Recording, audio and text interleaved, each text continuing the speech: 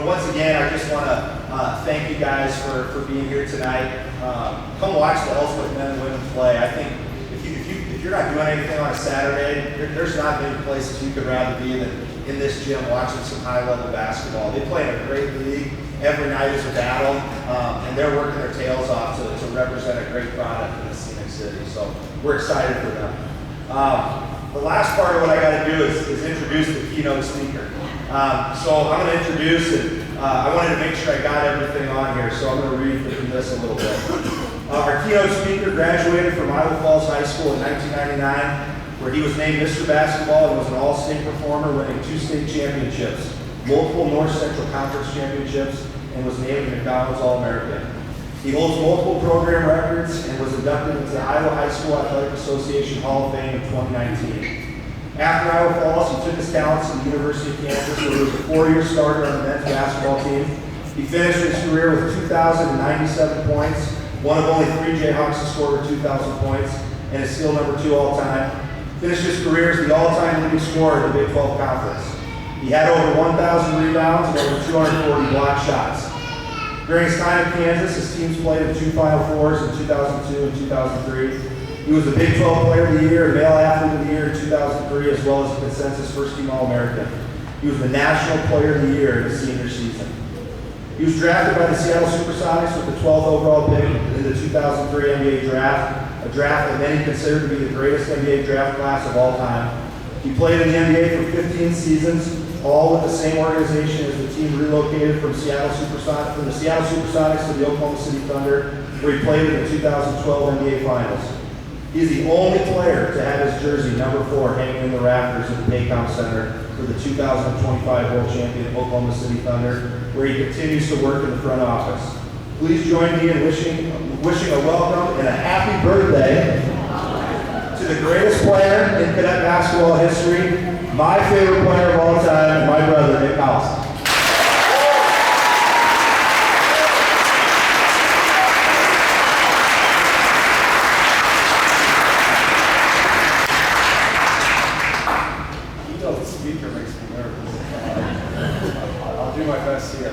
Appreciate you guys having me back. I love coming home. It's harder to get home. As I get older, I've got little kids now, which at my age is a lot harder than it was the first round when I had Emma. I was 45. I'm 45, and I got a 7-month-old, so the late nights are a little harder to say. But I'm hanging in there. But I want to thank you guys for coming out, and thank you for supporting the kids in Iowa Falls and basketball in Iowa Falls. The Thunder, the team I work for, the team I play for, won a championship this year, and we had a parade, which is amazing. And before we went out to the parade, Sam Crester, GM was my boss, signed me the contract, so I owe him a lot. He told everyone to take a moment and to think about where you come from and all the people that have helped you out. And when he did that, I thought about Iowa Falls. I moved here when I was 14 years old, and Dad was a coach, got the job here, and people just embraced us, embraced me, and the community was so good, and it was so supportive of kids and basketball players and all the athletes. And we had a lot of parents that would help out, we had coaches that would help out. Coach Fitzke, my freshman coach, is here. I told him how much he means to me.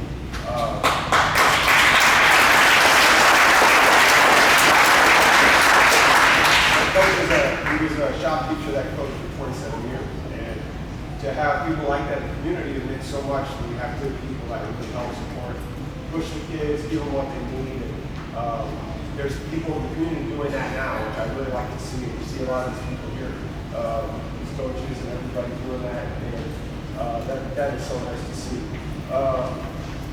But like I said, there was a culture around basketball here. It was like, this is the 90s, it's a different time, there's a lot less organized basketball, but we played at the park on Sundays, and there would be older guys that would play with us, and they play with the high school kids, and if you're good enough in middle school, you could get in the game. And you had this culture where kind of older guys would look out for the younger guys, and you kind of teach people how to organize a pickup game, how to play, all of that, and that was big for all of us.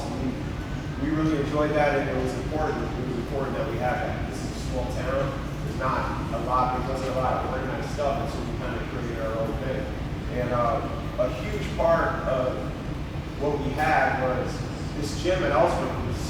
decided to just have this thing open all the time.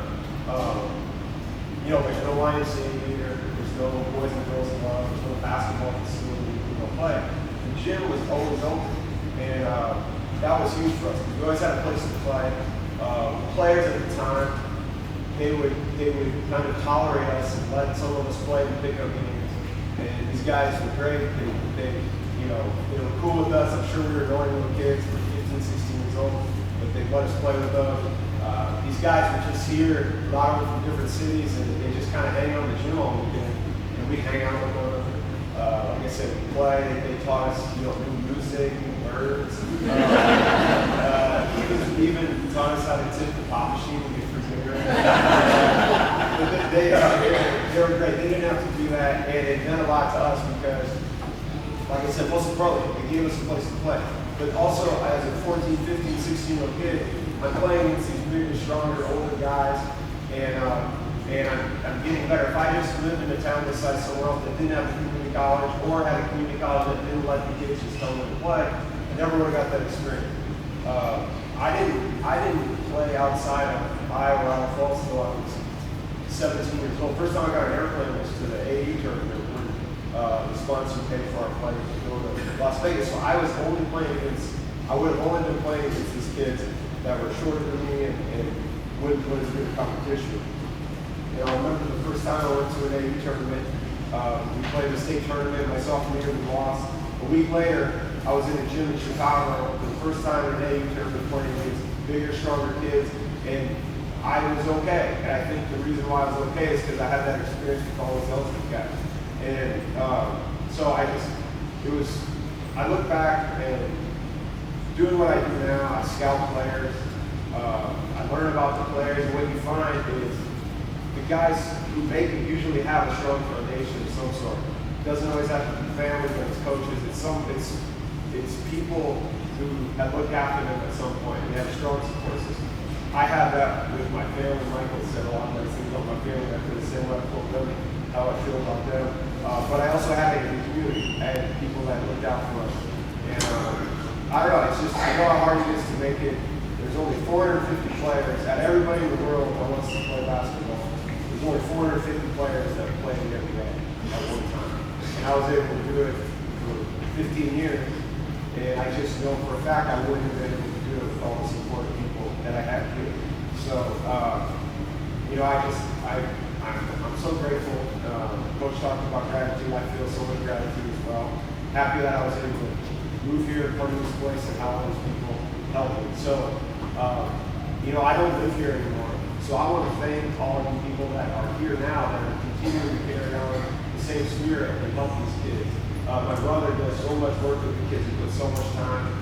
There's probably a lot of you that are volunteering with kids' sports, all that. These things don't happen for these kids without volunteers. So I appreciate that. Coach Bender, Coach Reese, you got these guys in the community and players that are here. I know how hard it is to be a student athlete. You've got a lot of demands on your time. But when you're doing stuff in the community, that means a lot to me as someone who's from Iowa Falls, because these kids look up to you guys. And I was that kid that looked up to these guys and helped me out. So I appreciate that. And just appreciate you all being here and supporting these good causes and these kids. And let's keep doing it. Let's keep looking out for these kids. And I was at the bar last night with my buddy Brian Hansen, and he was doing a lot of the same stuff I was, and he was just talking about how he's just trying to get the kids to play more. So what does he do? He just gets on the phone and he calls people and he's putting together a pickup game. And he said now he's got 30 kids. Just like when I played, there's 50-year-old guys, there's 35-year-old guys, shoot a little bit, and there's young guys, but it's the same spirit of the older guys looking out for the younger guys. And I just thought that was cool because I remember when back then, someone did it for us. Garrett Redmond, who was the coach here, would put the games together, and he would call us and we'd go out and play. And the cycles continue because we got really good people here. So just keep doing that, keep helping the kids, and I really appreciate